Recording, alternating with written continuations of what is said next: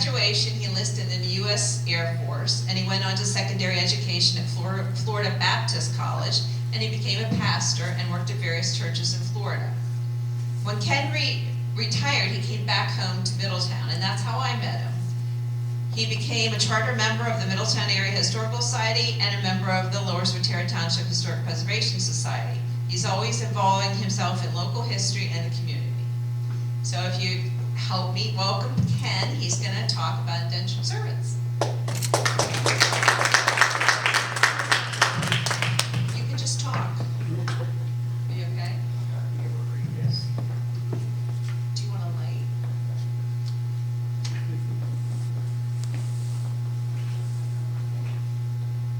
Karen, can you flip the one light on above him? Just one. The other one's They off. all control more than one. Okay. Is that, Which light do you want on? that's good. Yeah, that's good.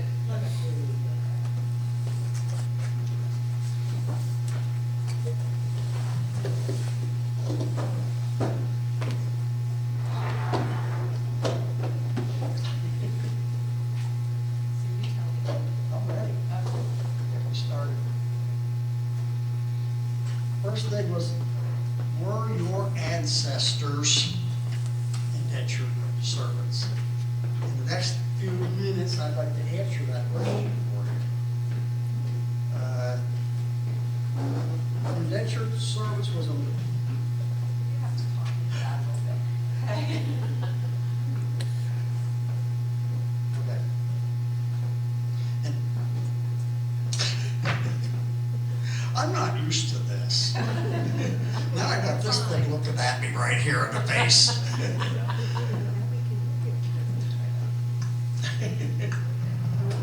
Okay, back you up a little bit. Oh, okay, can everybody hear me? Do you really want to hear me? Okay, indentured servitude, we're not moving. Okay, we're good. Okay, indentured servitude was a legal document for a period of years. In Pennsylvania, usually 4 years. In New England, it was 7. The one thing I found out, the Pilgrims, when they came here, they were financed by a London business group that paid everything. They paid for the ship, the housing, everything on their way over here. When they got here, they promised those business owners 7 years of labor. So whatever those Pilgrims made, drew, or whatever, belonged to that group in London. So actually, if that is true, those Pilgrims were indentured servants for 7 years. Is that why New England was 7 years and Pennsylvania only 4? I have no idea. Because you can't tie all this together because there's not a lot of information out there. When you did your time, you did 4 years, you just disappeared into society. You were just another citizen. So all of this is very hard to prove on who was and who wasn't. Now, master covered the cost of everything. That's how we got here. That's how indentured servants got here. When you got on that ship in England, you had no money. You were probably just a poor farmer or poor something over there who could not afford passage, to pay for passage. But you could take the ship, come over here to the colonies, and someone would buy your services. So a master's Chronicles of Middletown got the book. It was written in 1906, and it come in 1720. Now, that's getting late into the indentured servant period. Indentured service started somewhere in the 1600s, late 1600s. But in 1700s, they were running out of people. You figure, when everybody's out here on the coast in England and whatever out here, England, Ireland and such, they were sending so many people, they were running out of people to send. So by into the early 1700s, we had to keep working further and further back inland until we got to Germany. When we get to Germany, now we've got huge amounts of people to start sending. So that's where we're at here. Now, for Nancy always wants this tied into Lower Swire somehow. I think that did it. For the heirs of one purchased in Middletown. One purchased in Middletown. That was probably, many of them were purchased in Middletown. They were spread out through all this community, so is this to cover Lower Swire? Lower Swire wasn't here.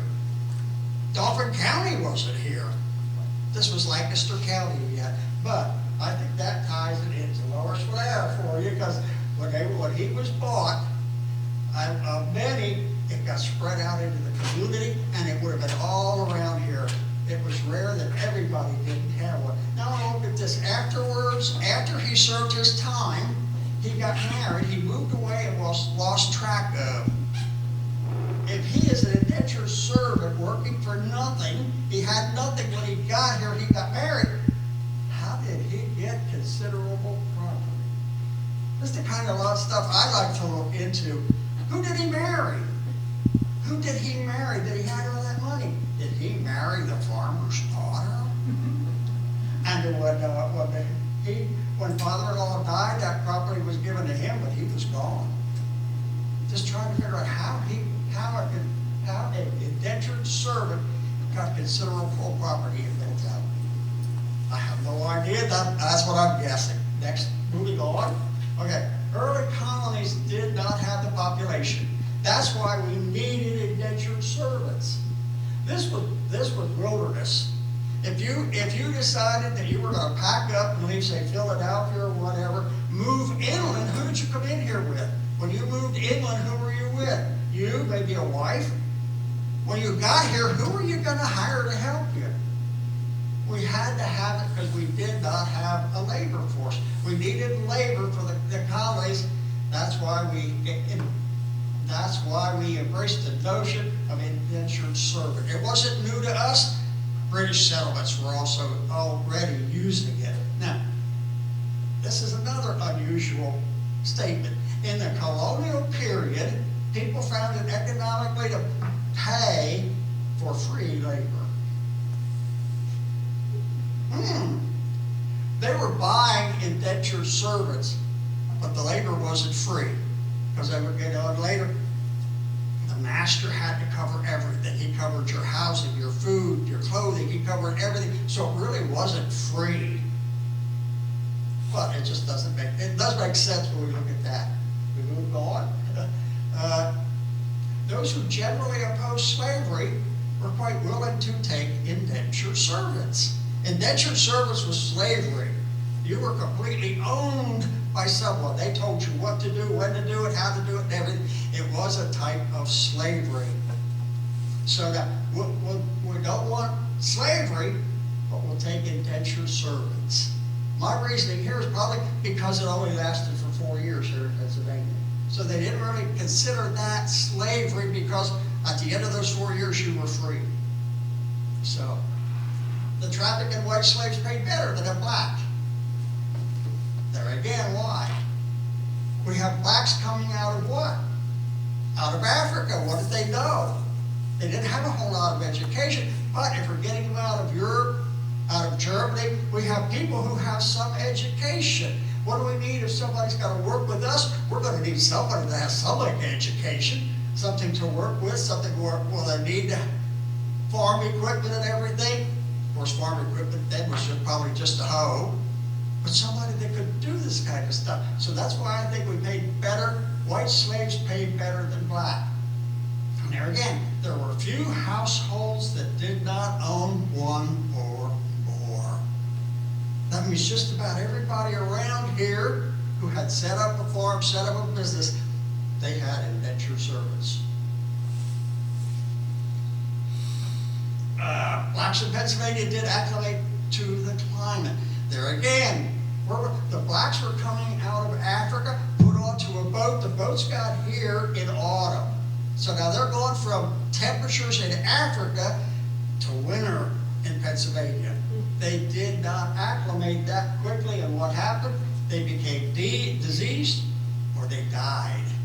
Black indentured servants were rare here in Pennsylvania because of that reason. They were not educated, so we could use them as farm hands, and they did not acclimate to our weather. We didn't want sick people. We didn't want them dying on us. The blacks just were not here.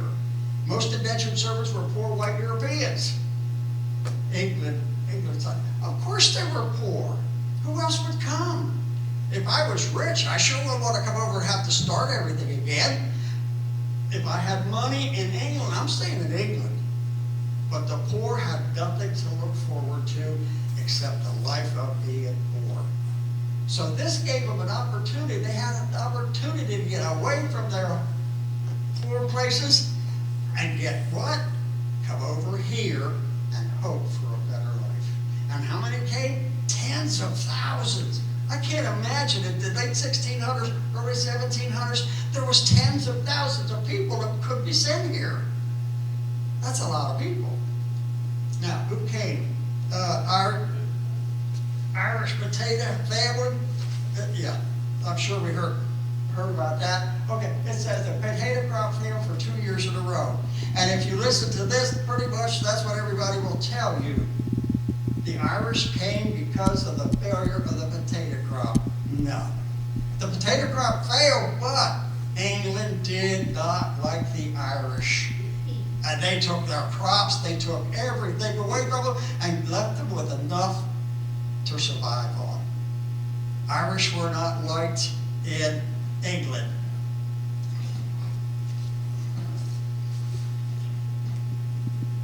Penal laws of 1698.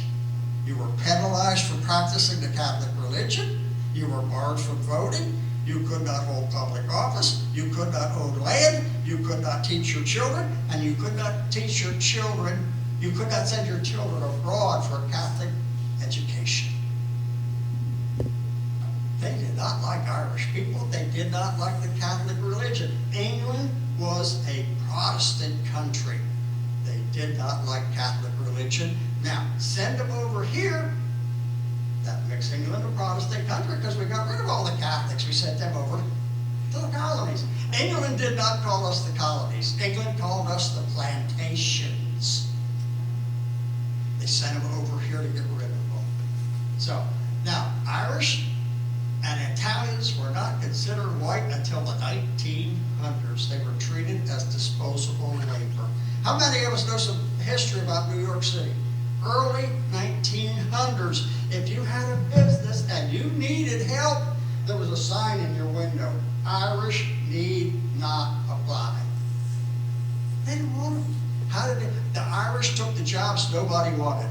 They dug the subway tunnels, they built the high-rise buildings, and eventually they became policemen and the firemen and gained respect in New York.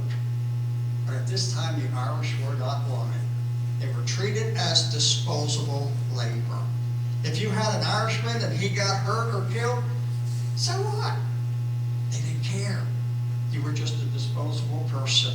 Now, those who came primarily poor seeking opportunity, mentioned that already. Most willing chose to be indentured. That's the way you got here. If you were in England and you're poor, you were in Germany and poor, there's only one way out. You can't afford the ship, you can't afford to be a paying customer.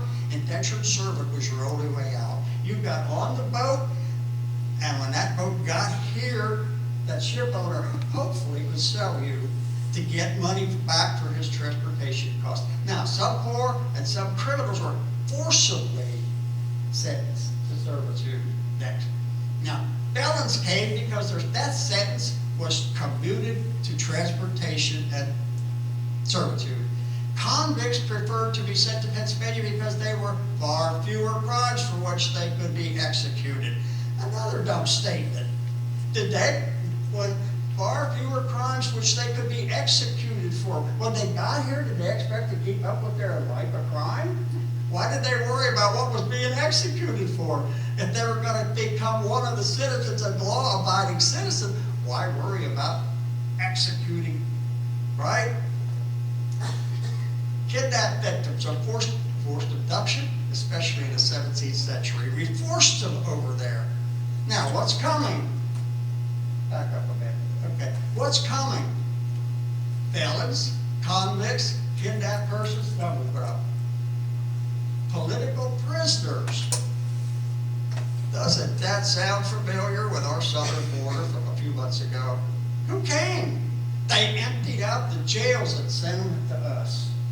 What did we do on the southern border when Biden opened up the borders?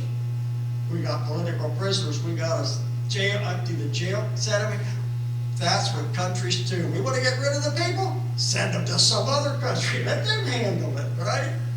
So, conditions were often harsh and hard labor. Abuse was normal. Contract extensions were common, especially to women. The masters had total control.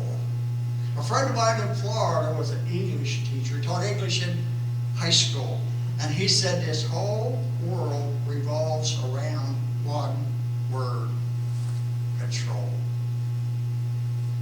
Everybody got to control everybody else, and that's what we're doing here. Your master, total control. In the South, we have slavery, total control. Everybody is controlling somebody else. Look at the countries we've got today. Everybody wants to control somebody else. Pick out any war, any border disputes. Why? I want to control that part of the area, that part of the world. Control. And who came? Welsh, Germans, Swiss, Scots. They were pretty well, Scots brought the highest price. I could never find out why. In Scotland, the compelling reason again was poverty. That's pretty much with everybody. There was little more than a trickle of immigration. It had died down. England's running out of people to send. So that our emigration, E means out of the country, I means into the country. Emigration, there's not a whole lot of people to emigrate to America anymore. So there was little more than a trickle. We had slowed down because the people just weren't there anymore. Those out here in Ireland, England, and everything, we have taken all that was there that we could get rid of, and we got rid of it. So now what do? We have to move inland. Next. So who did it? William Penn. Where was William Penn from? Pennsylvania, right? Okay, now Penn went back to England, issued a broadside describing what? The beauty and the fertility of Pennsylvania. And told them the opportunities it offered for a good life, freedom and fortune. He lied.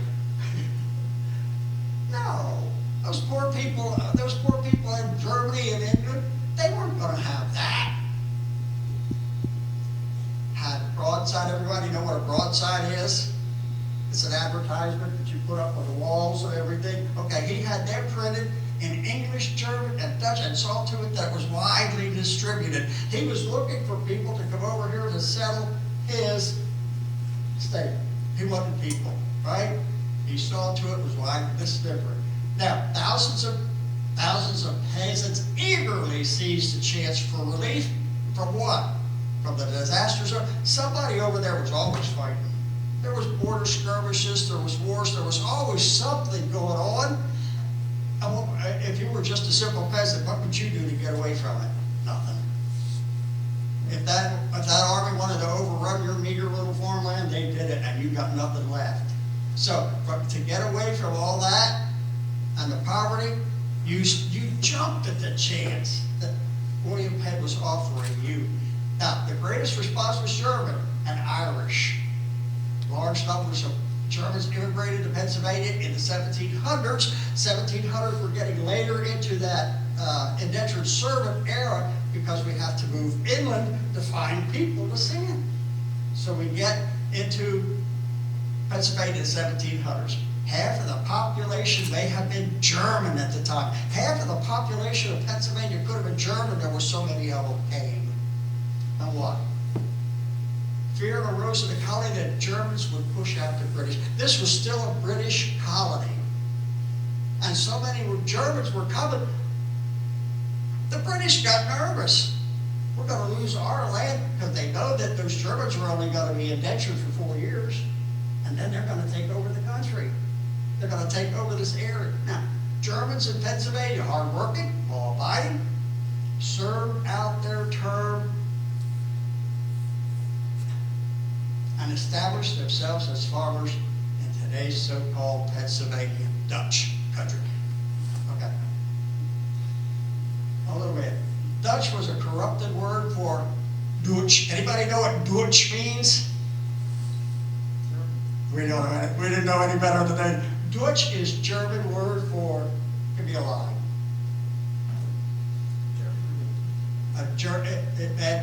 English speaking, yeah. Dutch means Germany. Dutch is the German word for Germany. Okay, now English speaking people did know Dutch. What was Dutch? When you ask somebody, where are you from? And they would say Dutch. They had no idea, but English knew what Dutch was because it sounded like it. So what did we do? We became Pennsylvania Dutch. And this is Pennsylvania Dutch area.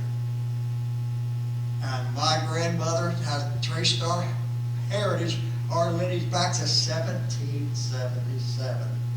And it was German, German, German, German, German. German married German, married German, German married German, up to her generation. After her generation, we kind of get away from that. But I am very proud of my Pennsylvania Dutch heritage. Now, to be politically correct, a couple of years ago, they said we are now Pennsylvania Germans. I'm not politically correct. So, okay. The worst feature of the system was it was a form of slavery. And it was. If I bought you, and I'm going to have your services 4 years, I'm going to work you and work you and work you as hard as I can because I'm paying everything. I am paying I've got your housing, your clothing, your food, everything. I want to work. You were slaves. And like I said, it could be as harsh and brutal in many ways as experienced by the blacks in the South. Blacks in the South, if you had a good man, if you were black in the South and you had a good master, you had a pretty good life. It was just a normal life. You did your field work or whatever. Now, same here with white slavery here in the North.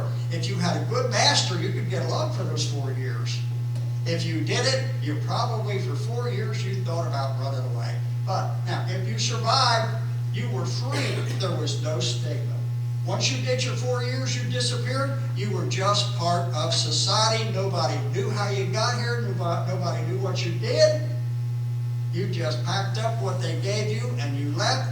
You became a citizen. That's why a lot of this is so hard to trace. There's no records of anything.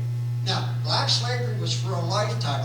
Another difference between white slavery and black slavery, white slavery was you, not your family, not your children, if you brought any into it. Black slavery, oh no, that was your wife, your children, that was everybody.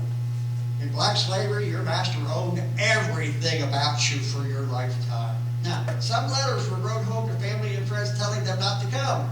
Most letters were not delivered. Why? I got you. You're my slave. If you're going to write a letter back to your relatives and not come, I'm reading that letter first. If I don't like that letter, guess what? It never got delivered because I'm in control. Now, getting here, shipping immigrants to America, that was a big business. There was a lot of them. Tens of thousands came? Yeah, those ships. Now, disease was rampant on the voyage. If you have you ever seen pictures of slave ships, how tightly they were packed? You had enough room to lay down in? White slavery was the same thing. It was the same thing. So, disease was rampant. If you died, you became fish food. They throw you overboard. No respect for life at all. No better than black slave ships. Now, if you're packed in that tight and you've got enough room just to lay down and you've got to be like that for 6, 7, 8 weeks, you were getting sick. If the guy next to you got sick, you probably got sick.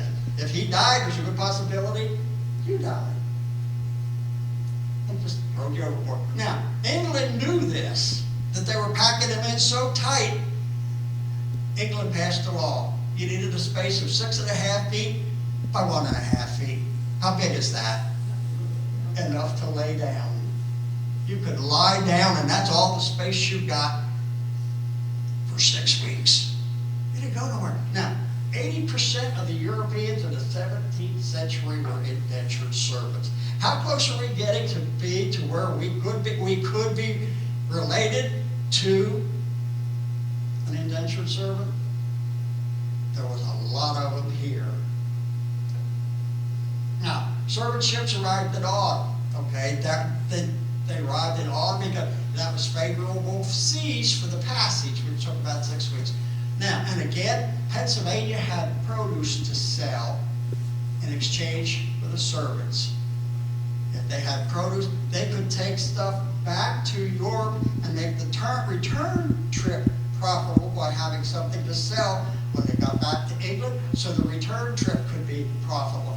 Auctions were held on ships. Merchants, businessmen, plantation owners came from long distances.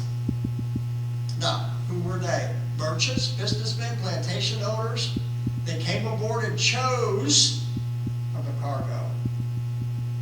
Just like they did with blacks. Have you ever seen a black auction? They picked out who they want. They poked you, they probed you, they looked into your mouth. They tried to pick out the best. They didn't want anybody that was sickly. This wasn't any better than black auctions. They came from long distances. I don't know what a long distance is in the early 1700s. But they would come from all over the area looking. A ship has come in with a cargo of indentured servants. So they come from long distance. They come aboard, they choose from the cargo, they picked out those who suited their purposes, which means what? The best of the best. They picked out the good. Bargaining on ships, suggestion of African slavers, yeah. They did the same thing. Pick out those who you thought were going to survive for the 4 years, who could do the hard labor that you were expecting them to do. Now, even if I was not rich enough to buy a servant outright, I could trade part of my harvest for one or more. Now, the merchants and the business people already got the best. Now, I could trade some, but what was I getting? I was getting the second level, right? I was getting those that weren't quite up to that first level. Now, the vessel which Ben Franklin returned from England had its complement of passengers under servitude. What the ship owner would do, he would take on all the paying passengers that he could. This time it was Ben Franklin and one of the paying passengers. He would take on all the paying passengers he could, and then he would stuff the rest of the ship with indentured servants. He filled it up. Now, we have gotten rid of the best of the people. We've gotten rid of the second class of people. Now, this boat owner may have some people left over. What's he going to do with all the leftovers? Soul drivers is what they became. They bought them up in lots of 50, whatever was left on the boat. These people would go in, and if there's 35, 40, 50 people, somebody would come in and say, I will give you so many dollars for all that's left. The ship owner's got to get rid of them. The ship owner wants to make a few dollars out of it, so okay, we sell them by the lots, right? And what did he do? He drove them. How did he drive them into the country? I don't think he was very nice about it. So I don't know how he drove. To me, I think it's something like a cattle drive. You rounded it up and you forced them and you walked inland. Just like we forced those cattle to come up into areas and bought them up 50 score more, drove them through the country dispersing them. Now here's an ad in the paper that was in 1798. It says a number of healthy Germans, men and women, redemptioners, which is another name for indentured servants. Among them are several mechanics just arrived in Lancaster and will be sold for a term of years. If you'll notice, there's an F in there. At that time, that F was an S. It's hard to read, but they will be sold for a term of years. I got one here somewhere that a man in Lancaster County was arrested. He was put in jail as a debtor. Somebody paid his wages to get him out of jail in Lancaster. He was supposed to serve this man so many years for the man paying his fines. He got out of jail, he ran away. I thought that was something a little bit comical, right? The man thought he was getting himself a slave. He thought he was going to have something. The man promptly ran away. Okay, next. Now, runaways. Runaways were hunted with dogs, captured, and returned. If you ran away and were captured, when you got back, you were punished, mostly by adding years to your contract. Some had their head and eyebrows shaved. I think that would be very demeaning. If you ran away and got back, they would shave your head and your eyebrows. That way, if you ran away again, you were very recognizable. Other times, the owner had an iron collar put around your neck with his initials on it. That way, if they ran away again, you knew who they were. They were easily recognizable. Ads for runaways were published in the newspapers. Where's my ad at? £5 reward. Anybody know what £5 was in British money? I don't. But we're still British, so we're still using £5. This man ran away. Now, if you read down through there, how did she describe him? By the clothes he had on. But what did she say? In there somewhere, he knows the country, has been in Virginia, has traveled as a peddler, and probably will change his clothes as soon as he has an opportunity to steal others. Okay, if I run away and I've got a blue shirt on, I come up to some house that has some clothes out on the line, and there's a green shirt. I now have a green shirt. How do you prove it's me? Now, how does this guy get away? If you were just wandering around, didn't seem to have any place to go, you weren't well dressed, you got arrested for being a runaway. This man did what? He ended up being a peddler, like I've got here up front. That's my peddler. Where did he get the stuff to sell? He probably stole that too. But now he's a peddler. He looks like an established citizen. And he walked away. He was probably never caught. Now, clothing was very cheaply made. It was called slave cloth. Another time, you run away, your clothing is so bad, they know you're a runaway. Because it's terrible, right? Women were given the same clothes as men, except for an apron. And they didn't care how well it fit. If it was too small, too big, they really didn't care. It was probably passed down from other indentured servants. When I had this indentured servant has left, I get a new one. You get their clothes. Doesn't matter what size that first one was or whatever. They're your clothes. It doesn't matter. Now, Irish ran away the most. They knew the customs, the dress, the language. They blended into society and were rarely caught because the colonies were still British. Where did they come from? They came from England. They knew how to dress. They knew how to talk. They knew what the language was, so they could run away. If I was Irish and I had to put up with this, I'd run away. I would have done everything I could to get out of that. I'd have run away too. Now, Germans, their runaways were very rare. They bore the terms of the indentured. Germans stayed to collect freedom dues. Left Irish, okay, I'm missing something. Germans did not run away for the same reason the Irish did.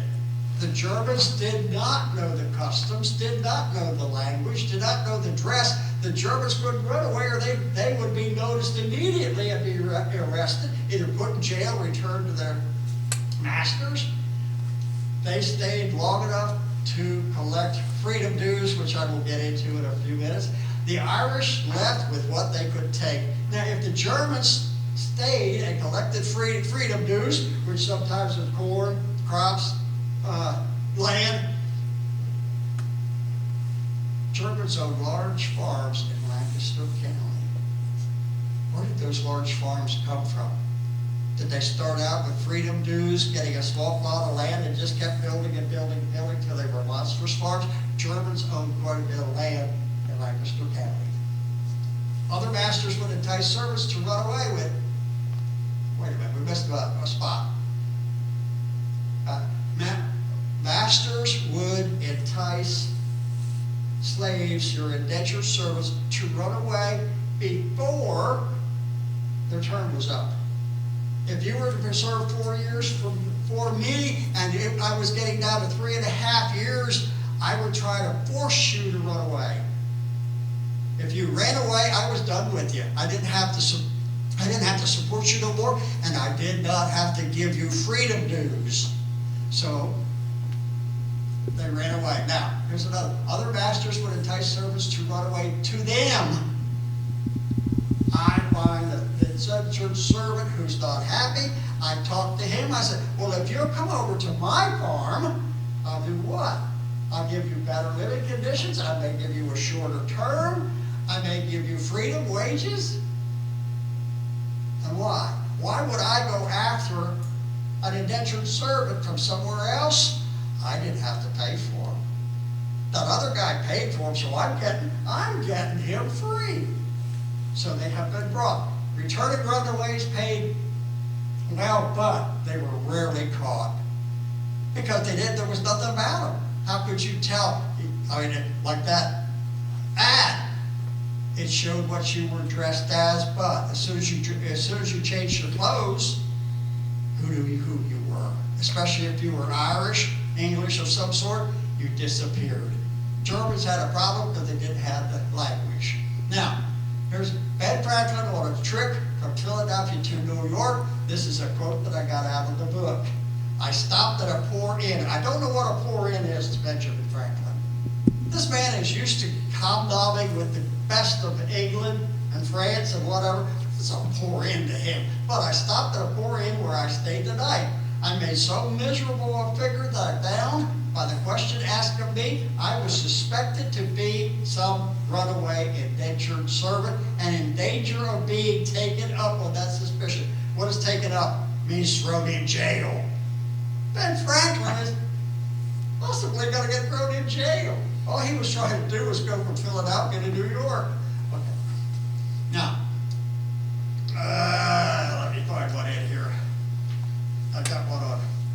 This man was arrested, and I was able to interpret most of this. A lot of these I've got up front, I could not interpret what was being said, because now it says that whereas your petitioner was taken up and committed to jail on suspicion of being a runaway servant, and since hath been advertised in the public gazette by the jailer, and no master hath appeared against him, and as he looks on himself to be a free man, therefore humbly beg that your honor may be pleased to take under your consideration and order that your petitioner may be let at liberty on his paying his fees, and your petitioner shall be as in duty bound to ever pay ye. And at the bottom, lower in this, it says he was in jail for 3 months. Guilty until proven innocent. He was arrested on suspicion, but he spent 3 months in jail. Now, Johannes Everhard, anybody know who he was? He became George Fry. But anyway, he sailed on the ship to Philadelphia to Irving, paid his passage, he sold his services to a Lancaster farmer, where he promptly ran away. Where did he come to? He came to Middletown, found employment with a farmer called George Fisher. Anybody here from Middletown know George Fisher? Okay? But one of the founders of Middletown, isn't it? Yes. He was there at the start. Okay, George Fry ends up the same way. He was paid $6 a month. But he saved money for several years, bought some small trinkets and sell to the Indians and settlers, and he packed it up there. Again, as a peddler, he packed his back and he started up the river as a peddler. A few miles above Harrisburg. Soldiers from Fort Hunter. Anybody know where Fort Hunter's at? It's not very far above Harrisburg, is it? Okay, and look, arrested him as a runaway redemptioner based on his appearance and language. And they arrested a lot of them, hopefully getting the money out of them by returning them. Their reasoning, what peddler, alone on foot, would risk life and property in such a dangerous frontier? We're a few miles north of Harrisburg. And at this time, it's a dangerous frontier. Now, George Fry is German, so what it is, ich bin free, he said it many times till he convinced the soldiers, I am free. Convinced the soldiers of his freedom, became George, misspell it, Fry. Who did that? Me or you? A prominent figure in Middletown. Now the soldiers over at Fort Hunter, he went back there many times with his trinkets and stuff, selling them stuff. So they really got to like him. So he made many trips, convinced soldiers, became George Fry, a prominent figure in Middletown. Okay. Upon completion of your service, you received freedom dues. Oh, let me back up a bit on George Fry. Let me see if I can find it.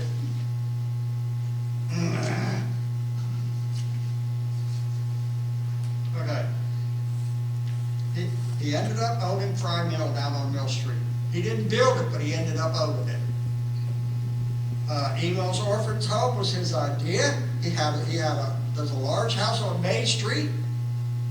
I think the Middletown Historical Society is in there, right? Where's Jack? Is that right? Are you in the Fry House? Or don't you know what the elder is? I think it's a couple doors over. I think it's a couple doors over. It's in there somewhere, okay? Yeah. He had a large farm. Now, George Fry owned huge amounts of Middletown. If you live in Middletown right now, you're still paying him rent. Right? Not Anybody from everybody. Middletown still paying that ground rent? Not everybody. Not everybody. Well, those he owned the property of. Yes, out there in Yes. Oak Hills, Hmm? out in Oak Hills. Yes, Yeah, there's one that's still paying it, right? Those who I'm not. bought the property that he owned, yes, you're still paying ground rent off there after all these years. Right. But you could buy it from them. The Fry estate allows you to buy the land, or you can Yes. just pay the rent. Yes, And, when you're dealing with your mother-in-law who was 80 years old, and they wanted to sell her the lot for $20,000 back then, or she could keep paying $10 a year. yeah, She chose to pay the $10 a year instead of buying the lot, So, That Fry land's not only in Oak Hills, but some of the Burr properties on Fry land too. Yeah, it is. There's different places around town that, all right. Upon completing your service, you will receive freedom dues. Promise of freedom dues was probably a major incentive for those in Europe in harsh conditions. If you were in Europe and you're a report, what did you expect to get out of your life? Nothing but the same thing week after week, year after year. You would get nothing. If you came over here, worked your 4 years, you could get freedom dues. So that may have been a major incentive for those to come. Now, it offered a pathway to self-sufficiency that would have been difficult to achieve back home. All right, we have freedom dues up there? Okay. I think it's further in. Mhm. It's further in. There, freedom dues. One or two suits of clothes, shirt, shoes, stockings, food. There was a lot of corn. A lot of times you were given barrels of corn to where you could start your own farm with it. Now, tools, there again, some simple farm tools, a hoe, axe, sometimes a gun, sometimes a small amount of money was given. Land, enough to start a farm. If I was over here as an indentured servant looking at 4 years, I'm looking ahead to this. If I stay my 4 years, I'm going to get something out of it. I've got the chance to start something of my own. I can start my own, maybe I'll start a small farm of my own. Land. Next. In general, those who survived integrated into white society. There was no stigma attached to them. They were considered free. And that's why today, this is very hard. We did not record who stayed where, who was doing what. You got somebody for 4 years. When their 4 years were over, they were free citizens. They walked away with no stigma. Nobody knew, nobody had to know that you got here by indentured servitude. If you completed your 4 years, you just walked away. Okay. These are a couple of indentures. I got a couple more laying up here. These were contracts that were signed. If you signed one in England before you got on the boat, you were guaranteed terms because it was already in your contract. If you waited till you got over here and signed one in Philadelphia, you may not come out as well as having one in England. So your indenture may have been different because of whether it was signed in, whether it was done in England or whether it was done in Philadelphia. Now, what's the next part? I want to skip this part. Indenture, yeah, go to the end. Where's the end? Where's the end? Another one?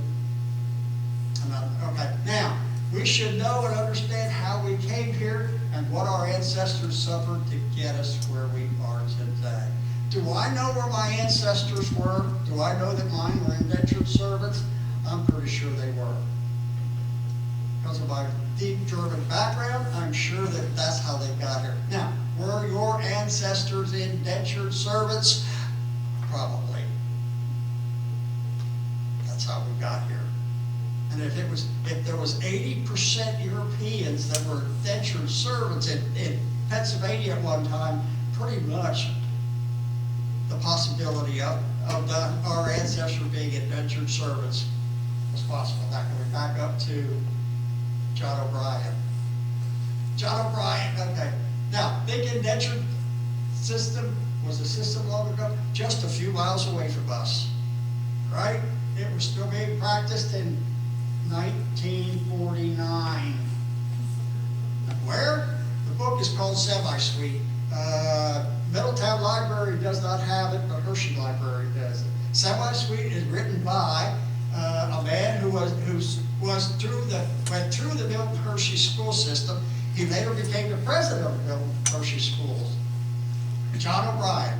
Now, Milton, I don't need that one. What's the next one? Okay, the last student to be indentured was in 1949. By that time, the idea of putting boys into contractual servitude, no matter how benevolent, was considered wrong, okay? Now, this is O'Brien talking. I have a copy of my own indentured contract. My grandmother signed away my youth on February 13, 1948. The indentured contract said that I would remain in the exclusive custody and control of the Board of Managers until I turned 18. What did that say? Complete control. He could do nothing. Where's the next one? Now, this is what the contract said. It said, said orphan shall faithfully, honestly, and obey, serve said managers to perform all rules. What I've got underlined here, it says, to prevent relatives, friends, or others from interfering with or withdrawing the said orphan from school. When his grandmother put him into Milton Hershey School, that was it. He was there until he turned 18. The school told him what to do, how to do it, and everything. Now, I did get the book out of Hershey Library. You had the book? Yeah. I have the book. And you have the book too? I bought it, Yes. He did a presentation at Hershey's History Center, and I was there. Yeah, I had the I'm sorry, you're sign. gonna have to talk up louder because I'm not hearing you.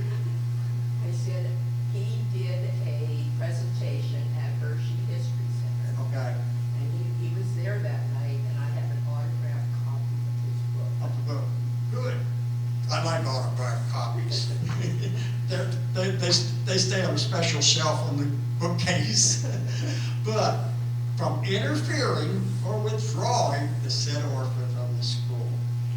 So now, if that kid didn't like the way he was being treated, nobody could do anything about it. Because Grandma signed the contract. He could not interfere, he could not withdraw, he was there till he was 18. And like he said earlier, we missed the part, his grandmother signed away his youth. his youth was spent in the school system. So he was bitter about that? Hmm? He was bitter about that? I don't know if he was bitter, he came back and became the president. We don't. I don't think he was bitter. He wasn't bitter. I don't think so. He- Or whatever it is. He had I don't wanna give away the book. He had a brother that didn't make it out, that Right. didn't make it out like he did. And he excelled in everything, Johnny O'Brien. Right. So he later became the president of Milton Hershey School. And they said, when they did these indentured, it was really Milton Hershey, he was really looking to protect the children so that they wouldn't keep going back to the, bad homes or that influence. And it was more of a protective, but it was just odd that we were doing this presentation and I had just read the book and I said, well, this is indentured servitude too, though. Yes, and Hershey had the book, so I read it. Yep. Now, I'm reading a book right now, it's called One of a Kind. It's a biography of Milton Hershey. William Penn went to Germany. He was in a small Swiss mountain valley where he enticed people to come over here. Their names were Hershey. Spelled differently, but when Hershey got enough money, he went back to that same community where his ancestors walked those same streets that William Penn had walked the same streets that his ancestors came from. And I'm sure he knew that his ancestors came by indentured servitude. So when he set up the school, when he figured out indentured servants, he knew what he was talking about. He knew to handle it. And I'm sure that he knew how to handle it from knowing where his ancestors come from. I think that's it. I think, yeah. Hmm? That's another book, Lancaster County, that they might, that book. If they're Oh. looking for their ancestors, that's a good Okay, book. that's another one? And there's a handout too. Okay. Were your ancestors indentured servants? Very probably. I've always thought mine were. Coming from Germany, didn't have a whole lot of money, and none of my relatives have any money yet today. They're not large farm owners or anything like that. They're just normal citizens. How did they get here? But I'm very proud of my Pennsylvania Dutch heritage. My father, one of his uncles, he would always tell me about that uncle. He's too Dutchified. Meaning what? He got too much of that German in him yet. My dad had a cousin, his nickname was Dutch. And like I said, up to my grandmother's generation, pretty much it was German, German, German, German. After my grandmother's generation, we started intermarrying. My dad married a Welsh woman from the coal regions. Her ancestors probably indentured servants the same way, getting the Welsh over here to work the mines in Wilkes-Barre. Now, how do we know this? I'm just assuming that because there's no records. Nobody kept track of who was where. They didn't write names down. They didn't keep track of who was who, and they ran away. They changed ownership between different masters, and they all ended up as free citizens. So I think most of us probably had indentured servant in their background. I'm done.